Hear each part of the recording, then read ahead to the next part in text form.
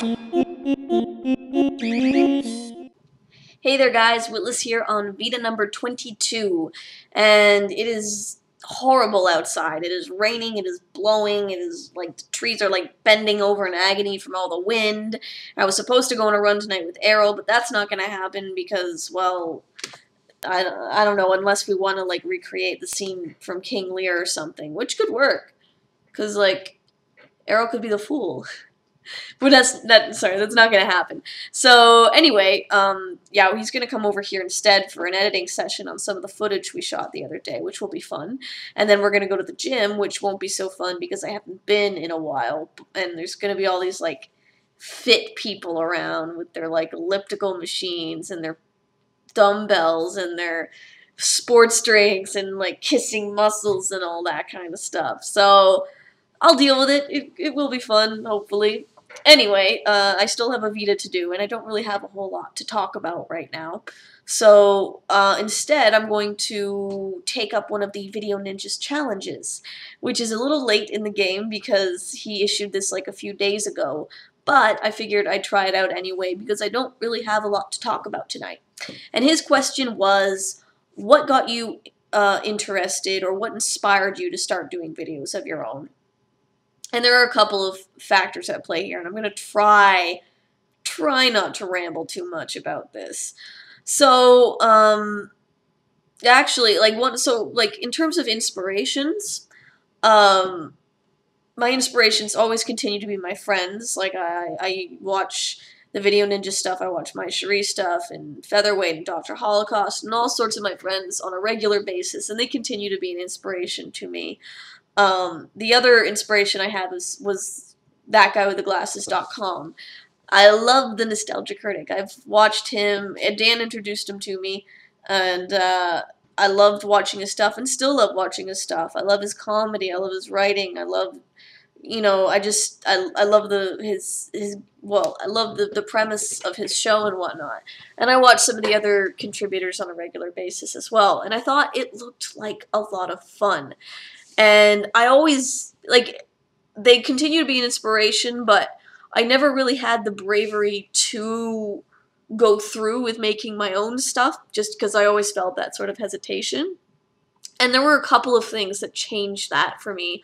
One was the fact that I was doing a theater show at the time, around this time last year, actually, and it was a very dramatic, heavy show. It was a great show. I loved doing it. It was one of the greatest roles I've ever had, but it was very heavy and very intense, and it took its toll on me emotionally, or it was taking its toll. And one of the ways I dealt with that, one of the coping mechanisms I had after rehearsal, was to write comedy, because it lightened my own mood. It, you know, it made me feel a bit better, and you know, it was just fun to do. And so that was where the Mist script came from, actually.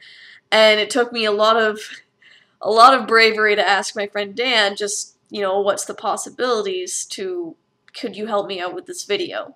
So he ended up helping me out, and that was where the Mist video came from. And then I sort of left it for a while. I thought, well, that was fun, but I can't really think of anything else. And it wasn't until, and this sort of ties into the Nostalgia Critic again, it wasn't until the summer when I saw two things happened. One was I went to a convention where the Nostalgia Critic was speaking, as well as a couple of the other Channel Awesome guys, and just listening to them and seeing them and hearing them talk about their work kind of inspired me to go a bit further with mine. The other thing that happened was that I was getting more into writing, and I was doing more TV and commercial auditions and getting very frustrated very fast because I'm very camera shy. And so one of the main reasons I did the Witless letter was not just because I love writing comedy and I wanted to practice writing comedy and performing my own stuff, but it was also because I'm very camera shy and I needed a way to practice on camera. And I don't know, because I don't know if you've taken an acting course before, but they're like $300 to $400 a pop, and it's tough to dredge up that much money each time for a 6-week course.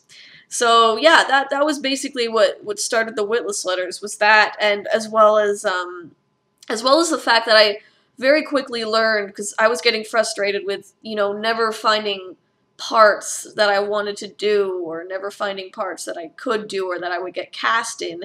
And that was when I learned that, like, the best way to do theater or to do TV and whatnot is to make your own.